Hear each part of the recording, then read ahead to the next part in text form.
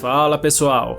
Um verdadeiro gigante sobre as águas, o maior navio de passageiros da sua época, capaz de acomodar mais de 3.000 pessoas. Tão chocante quanto seu tamanho foi o fato dele ter terminado seus dias no fundo do Oceano Atlântico, após uma das mais terríveis tragédias ocorridas em alto mar. Fica aí com a gente que hoje nós vamos conhecer um pouco sobre o mais famoso navio da história, o Titanic. Já larga o like aí embaixo para não esquecer, beleza? De responsabilidade da empresa White Star Line, o RMS Titanic começou a ser construído em 1909, em Belfast, na Irlanda. O navio era um projeto audacioso que envolvia não só muito investimento, como também muito trabalho, pesando mais de 45.000 toneladas, 269 metros de comprimento, 28 metros de largura e 53 metros de altura. Foram necessários cerca de 3.000 homens para construí-lo, e ele custou algo em torno de 7,5 milhões de dólares, o que, corrigindo com a inflação, hoje em dia seria algo em torno de 200 milhões de dólares. Após 3 anos de muito trabalho, aquele que prometia ser o maior navio de passageiros do planeta estava pronto. O Titanic foi projetado para ser um luxuoso transatlântico, contando com belíssimos salões de festas, restaurantes que serviam pratos como salmão, caviar, uma caríssima adega de vinhos, academia e várias outras comodidades para servirem aos homens mais poderosos do planeta, como por exemplo John Jacob Astor, um bilionário americano hospedado na primeira classe. Já para os mais humildes da terceira classe, pouca ou quase nenhuma mordomia eram oferecidas e as refeições se resumiam a basicamente ensopados. A viagem inaugural do Titanic foi programada para o dia 10 de abril de 1912. Na manhã daquele dia, ele partiu da Inglaterra com destino à cidade americana de Nova York. O Titanic tinha capacidade de transportar algo em torno de 3.300 pessoas, mas naquela ocasião estava a bordo cerca de 2.200, sendo 900 delas membros da tripulação. Outra função do Titanic e que muitas pessoas não sabem é que ele era um importante meio para transportar correspondências. Temos que nos lembrar que, por volta de 1900, diferente de hoje em dia, a principal forma de comunicação eram as cartas, por isso existia uma grande demanda de governos, empresas e civis para que suas cartas chegassem cada vez mais rápido em seus destinos. Por isso, o Titanic, por ser um navio muito veloz, ganhou também essa tarefa. Daí, inclusive, vem a sigla RMS em seu nome, que significa algo como navio a vapor de correspondência real. Havia muita expectativa em cima daquela primeira viagem do Titanic, afinal, o navio era um grande feito tecnológico e todos estavam com a atenção voltada para ele. Como uma forma de impressionar ainda mais as pessoas, o Titanic navegou a maior parte de seu tempo a todo vapor. A expectativa era chegar em Nova York antes do previsto. A viagem continuava dia após dia como planejado e, no dia 14, o Titanic recebeu vários alertas de outras embarcações que navegavam naquela mesma região do Atlântico Norte, avisando sobre a existência de muito gelo naquelas águas. Apesar dos avisos, o experiente capitão Smith optou por não diminuir a velocidade do navio. Talvez ele pensasse que um pedaço de gelo capaz de causar sérios danos ao Titanic teria que ser muito grande e, por conta disso, seria avistado com muita antecedência, assim tendo tempo suficiente para desviar dele, mas infelizmente isso não aconteceu. Às 23h40 da noite do dia 14, um grande iceberg é avistado muito próximo do navio. Imediatamente é dada ordens para reverter os motores e virar todo o timão a este bordo, girando o navio para a esquerda, assim evitando uma colisão, mas o destino do Titanic já estava selado. Apenas 37 segundos após avistar o iceberg no mar, o navio se choca contra ele, abrindo um rasgo no seu casco na parte direita.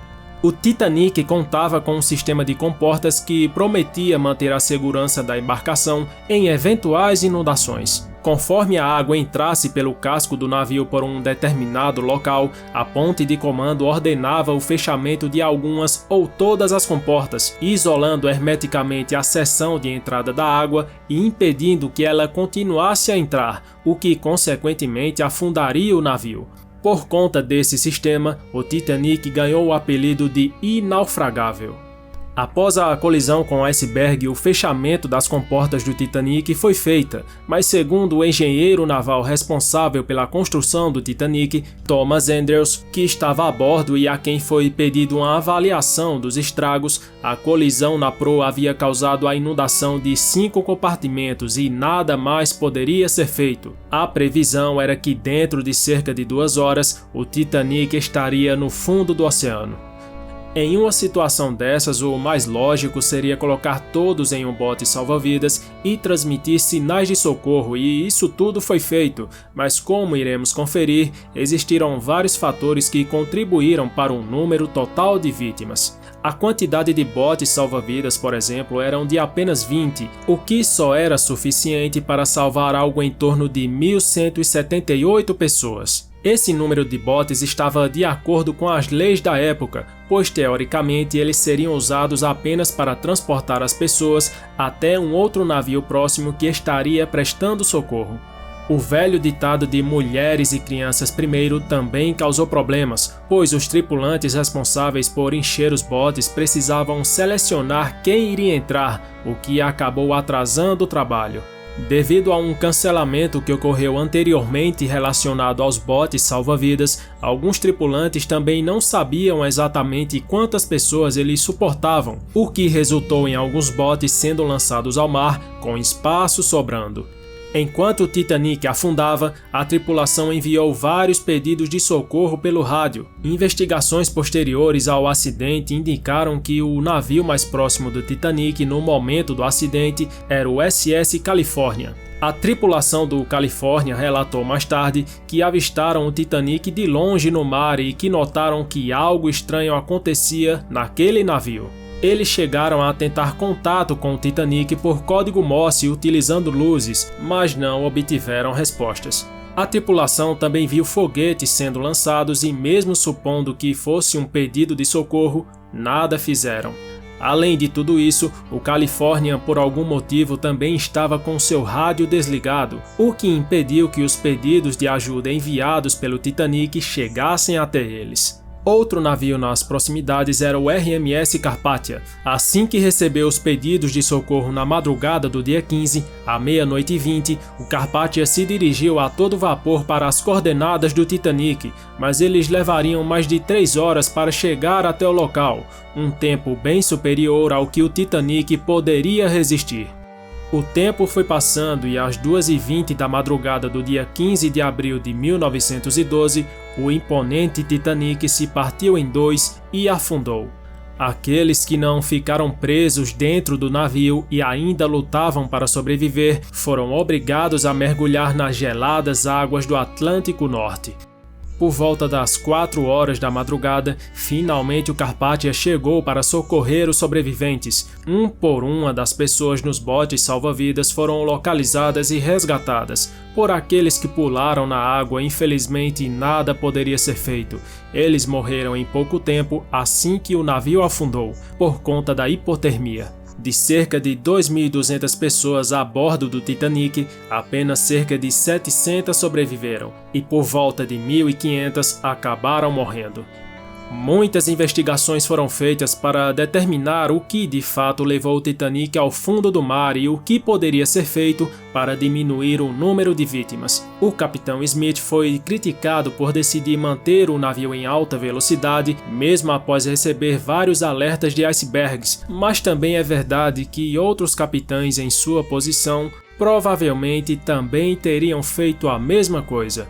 O SS California e seu capitão, como devemos imaginar, também foi duramente repreendido. Eles eram o navio mais próximo e mesmo visualizando os sinais de foguetes lançados pelo Titanic e sabendo que alguma coisa de errado acontecia, nada fizeram para averiguar a situação. Provavelmente, se o California tivesse prestado socorro ao Titanic, o número de vítimas teria sido muito menor. Muitas pessoas acreditavam também que um iceberg não poderia abrir um rasgo no casco de um navio como o Titanic a ponto de afundá-lo, e algumas pessoas na época supuseram que o problema poderia estar nos rebites que foram usados para unir as placas de aço que formavam todo o casco do navio. Mas mais tarde testes foram feitos e observaram que a qualidade do aço fabricado em meados de 1900 era cheio de impurezas, o que acarretava em um material mais fraco. As baixas temperaturas do mar também ajudaram a diminuir mais ainda a resistência dele. Se na época do acidente o capitão Smith tivesse essas informações, talvez ele teria sido mais precavido quanto à velocidade do Titanic. Essa é uma questão a se pensar. Muitos fatores ainda estão em aberto até os dias de hoje sobre o acidente do Titanic e provavelmente nunca serão esclarecidas, então apontar culpados é muito complicado, principalmente em uma época onde os regulamentos navais eram outros e o nosso conhecimento era muito inferior ao de hoje em dia. Enfim. Esse foi o vídeo de hoje, pessoal. Não esquece do teu like aí embaixo no vídeo, se inscrever no canal, ativar o sininho de notificações, assim sempre quando a gente mandar vídeo novo você vai ver. E também deixa o teu comentário aí embaixo que a gente responde, beleza? Até mais!